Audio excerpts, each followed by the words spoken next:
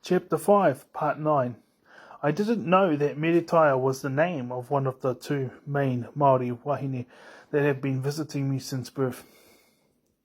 And then we arrived at the Urupa, the gravesite, and there was the portrait of this lady, my great-great-grandmother, Meritaia, and I noticed her straight away, and said, "She's been visiting me since birth. She scared some dodgy girls away from dating me. She's been looking after me since birth." Her and many others. But she and her mother, Ngāpene have been the two main women. There's been many others who come and go, but these two have been the main two. And now I know who they are.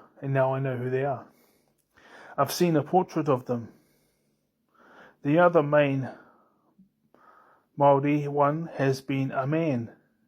I don't know his name, but he looks like my cousin AJ. But he never knew how to speak English, so I spoke Te Reo Māori to him.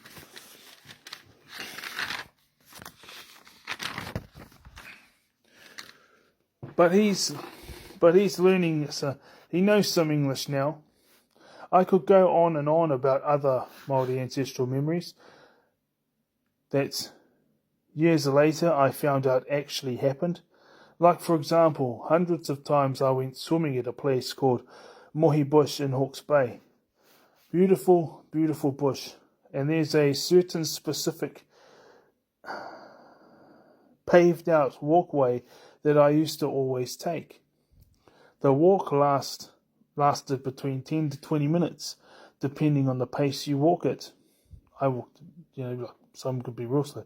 Then you arrived to a waterfall, and the waterfall had a tree at the top, right next to the waterfall.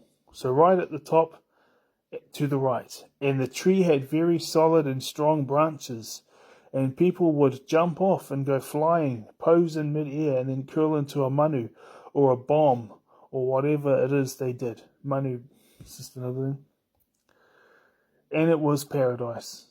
Apart from all of the obvious reasons I loved going there was one other reason: to face my fear.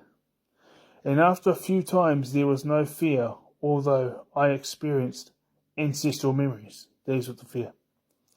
I saw Māori warriors coming up out of the water, coming at me. After I dove into the